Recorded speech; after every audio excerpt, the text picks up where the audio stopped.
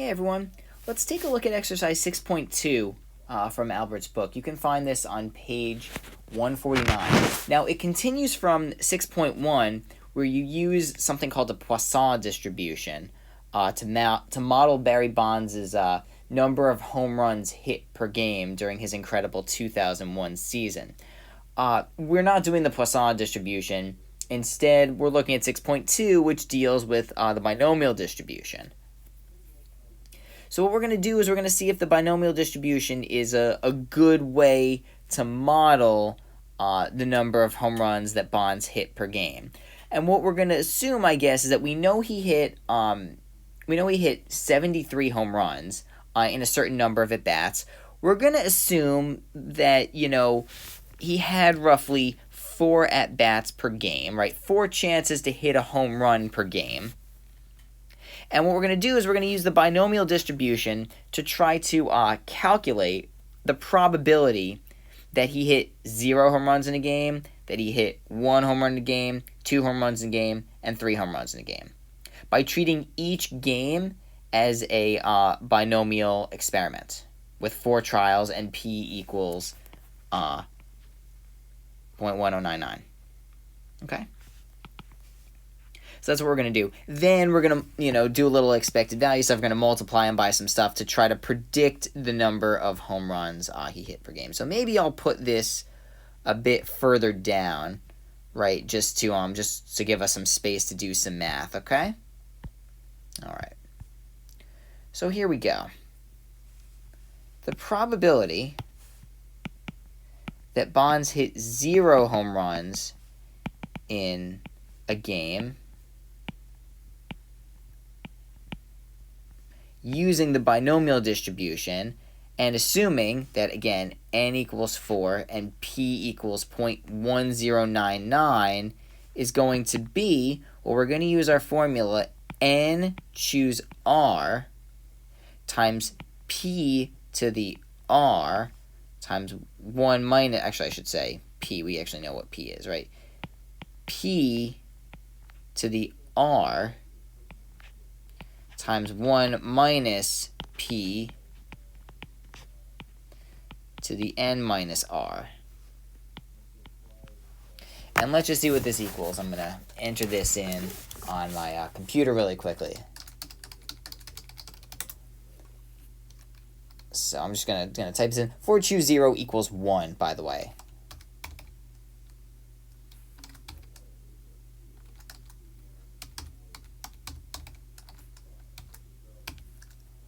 Let's see what we get here. 0.63. Oh, it's actually a pretty decent chance, right? 0.63. Okay?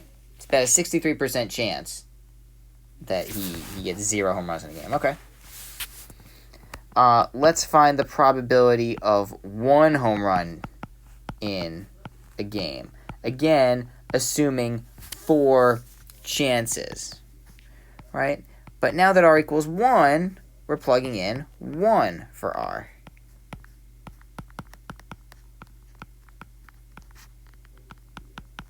Okay, so I'm gonna put that in.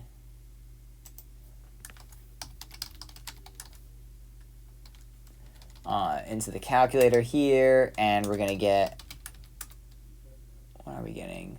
No, 31%. Okay.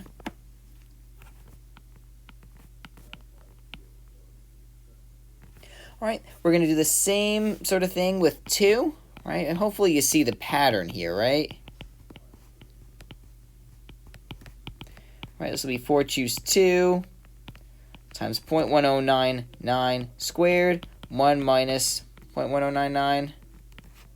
So the 4 minus 2 is a minus 2, just to be clear. And I'm guessing we're going to get quite a lower number here. Let's take a look. 4 choose 2. This guy's squared. That's a pretty low probability for success. Oh boy, we just dropped to 6% right here.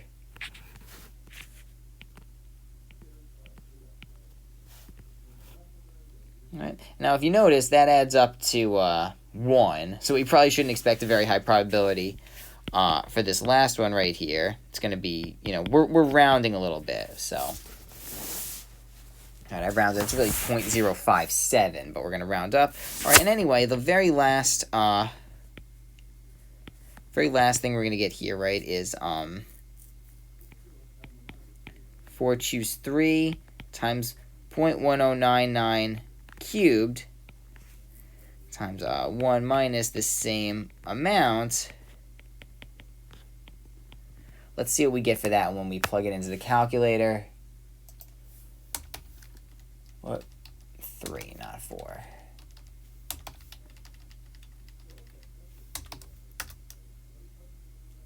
Yeah, that actually rounds to 0.00. We'll just keep it at the hundredths level. Okay. So what we're going to do is we're going to take these probabilities that I will color. I don't know, make them green or something. Okay, and we're just going to plug them in here, right? Whoop.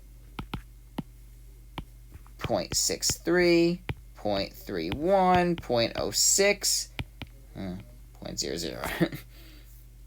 All right. So now what we're going to do, this is a little bit tricky if you're not quite sure what to do here. 63% of the time, he should be hitting 0 home runs. 31% of the time, he should be hitting 1 home run. 6% of the time, he should be hitting 2 home runs, and about 0% of the time, he should be hitting 3 home runs. So how do you find the expected count from that? Well, if you take a look right here, this kind of obliquely shows you the number of games he played, right? Maybe I'll use a different color for that. I'll use purple. Bonds. I'll say maybe played in, so what is this? 87 plus 50 plus 8 plus 2 games, where he had 4 chances, n equals 4. Okay? Well, 87 plus 50, that's 137, plus 8 plus 2, that looks like it's 147. 147, okay? So what we're going to do is we're going to multiply probability of R times 147. That's what we're going to do, okay?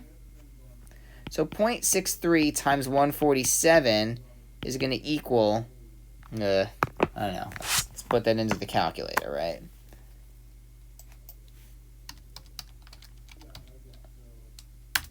Oh, whoops, no, that was 0.62, 0.63. So we're getting a 92.61.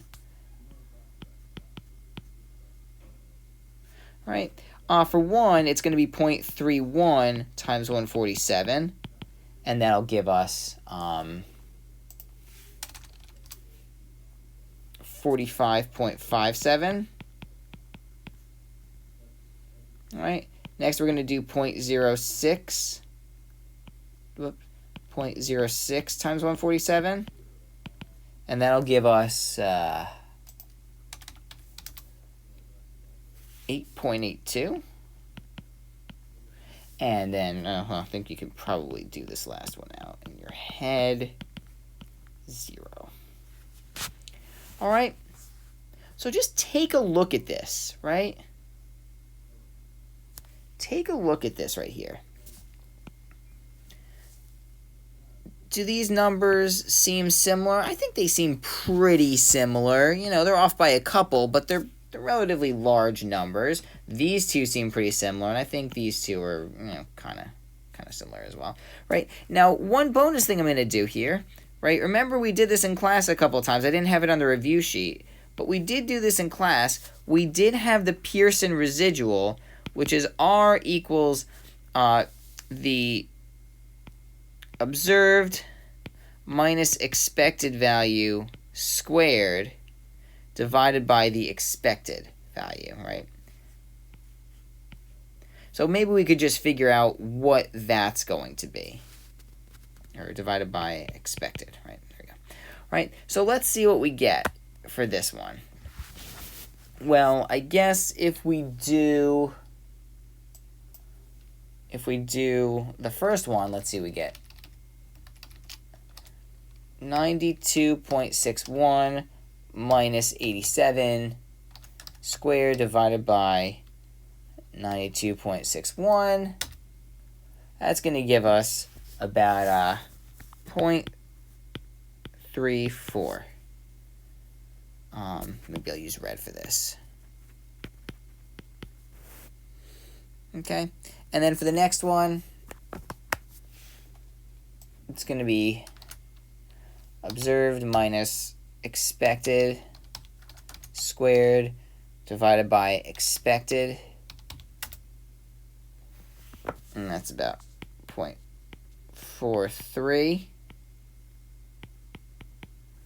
All right, next one's going to be looking pretty good, actually, right? Observed minus expected, 8 minus 8.82 squared divided by expected. That's going to look pretty sharp, yep. 0.08. And last but not least, this one's going to be a little bit weird because we're dividing by 0. But the expected was actually like 0.004. It's still, this is going to be infinite, right? That's going to be high, right? So it looks like the predictor was pretty good, right? Remember, we want R to be less than 4. So it was a good predictor, except for the 3 home run games. But again, that's just because the predicted number was 0, right? If it were, you know, that was a little bit off, right? If we had done 0.005 times 147, it might have been like 1, and we would have been okay. So the binomial distribution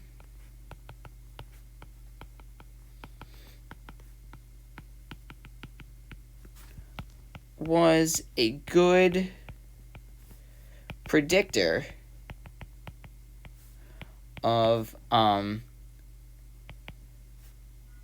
the distribution of 0, 1, 2, and 3 home run games for Barry Bonds